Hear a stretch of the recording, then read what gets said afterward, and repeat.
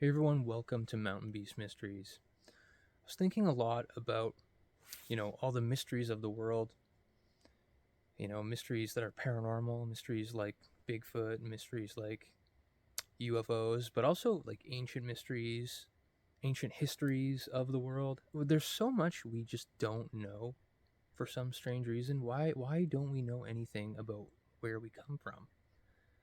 We're trying to figure out, you know, what the actual history of the like humanity is. All over the world there's like lost history, and I find it really unusual. I mean, we know a lot of documentation has been destroyed. uh, a lot of the information was apparently destroyed, like the Library of Alexandria or whatever was destroyed. So there's a lot of history of the earth that is gone, and I'm sure the Vatican is sitting on a lot of useful information, but for some reason they're not sharing any of it. It's all a mystery. Everything's a mystery.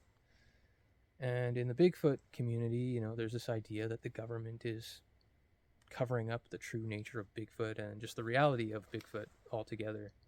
They talk a lot about UFOs now, but even that is like, what are we really getting? We're probably not getting the truth for any of it. But I was thinking about Bigfoot and the reasons as to why a mystery like that would need to be covered up.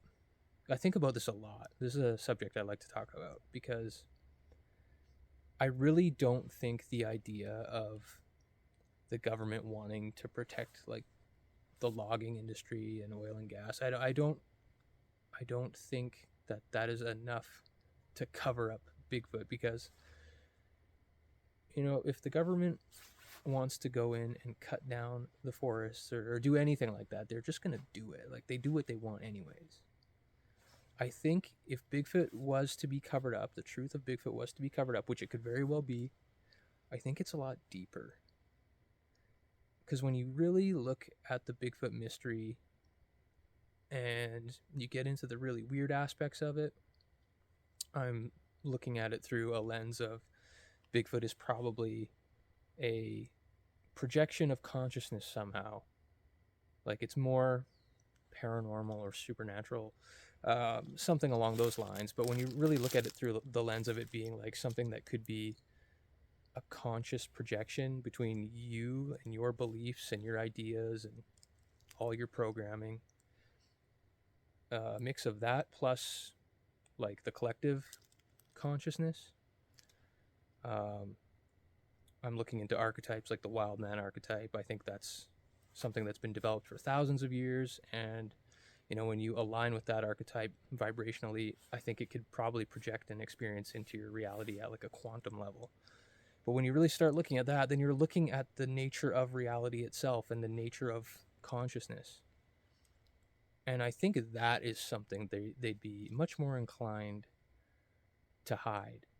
The true nature of reality, the true nature of what we are, the true nature of consciousness. I'm a believer that everything in reality is a manifestation of consciousness. Everything is thought form, everything is imagined. The physical isn't actually physical. It's thought. It's thought form, it's dream material, whatever you want to call it. It's quantum in nature. Um, And once you look into this stuff and you realize that you can probably project these experiences yourself, I personally think you can, because I've had weird experiences that really point to that being the case. But when you realize that, then you realize that it's probably possible to shape your reality and create your reality like in every other way, not just in the sense of like, oh, I can have a paranormal experience if I really focus on something or if I align with certain archetypes. You know, in the spiritual world, you call it manifestation. They talk about manifestation all the time. You can manifest the life you want, but it really kind of opens you up to the true nature of what is going on in reality and to the fact that everything is consciousness. The world, the universe is being dreamt by some sort of ultimate intelligence the ultimate mind, the God consciousness, source consciousness, whatever you want to call it. That is something I think that they'd want to hide from us. Because once you know how to manipulate reality through consciousness, then they have no power. What can they do?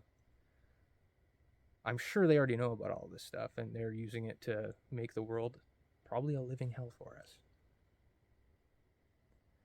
But once, people start waking up to these concepts and people start changing their realities themselves, they can just shift their reality out of the one that, they want us to live. So, Bigfoot, I don't know, it's seeming to be more and more than just an upright hominid, that we go looking for in the wilderness. It builds weird stick structures, it makes crazy sounds. It's more than that. It's something that leads you to the nature of humanity itself, the nature of what we are, which is not actually physical flesh and blood beings ourselves. We're just conscious perception, basically. We're just dream characters. We're extensions of this higher God consciousness. And we're out here in the world having experiences, good and bad, and we're feeding the data from those experiences through consciousness back to the higher source. So, I don't know. I feel like if you're incredibly open to the possibilities, if you're truly open to them, and you know for a fact inside that, you can manipulate reality through your mind, you can have pretty much any experience you want. The problem is it's really hard to do that. It's hard to actually truly believe in these mystical concepts of higher consciousness and all that stuff. It's hard to get to that point. And most people are very closed off and, only believe what they see. It's like in the movie The Santa Claus, the kid says something like, seeing isn't believing, believing is seeing. You have to believe first and then you see it, instead of, you believe something after you see it.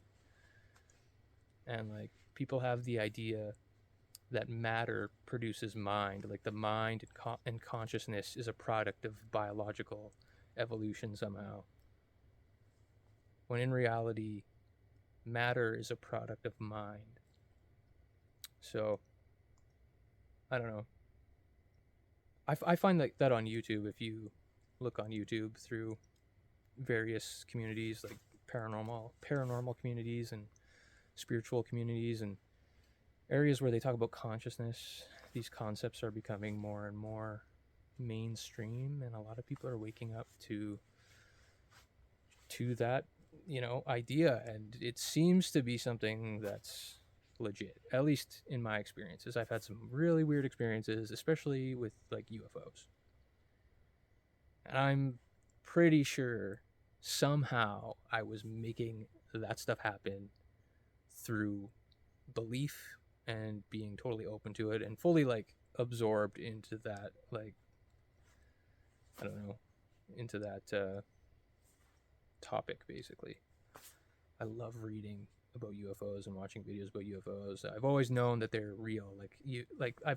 I've never doubted the existence of UFOs. I'm like, they have to be real, and I would just like totally immerse myself in that kind of content. Like, I like doing the Bigfoot stuff, but the UFO stuff is pretty crazy. And I've always just been a believer. With the Bigfoot stuff, I haven't been a believer this, like, through my life. It's kind of been like, oh, it could exist. Like, I'm open to the possibilities, but there was never a knowing. With the UFO stuff, I was always like, oh, these things are definitely real. Like, they have to be. Aliens are real for sure. And then eventually started having experiences to the point where I could film them. So real experiences are manifesting in reality at the quantum level somehow, to the point where you can see them and document them. The experiences are real. The nature of them coming into existence is that of some crazy manipulation of consciousness. And I suspect that you can do that with Bigfoot. And I mean, people have random Bigfoot encounters. It could just be because they're unknowingly entering a vibration to which those experiences exist. and then they have the experience and they're like, wow, and then they become a believer, and then they unlock parts of their consciousness and they start growing consciously, and expanding their mind. And that's the whole point to this existence, is to expand consciousness and to grow and to feed that data back to the source. It's just like it's an organism, not an organism, it's an intelligence that is evolving through our experiences. But anyways, that's why I think they're probably covering it up, because they don't want us to figure out this stuff, this true nature of reality, the true nature of what we are. And Bigfoot is a representation of like what we used to be, and I don't know. It's all just very interesting. Thanks for watching this video. We'll see you next time on Mountain Beast Mysteries.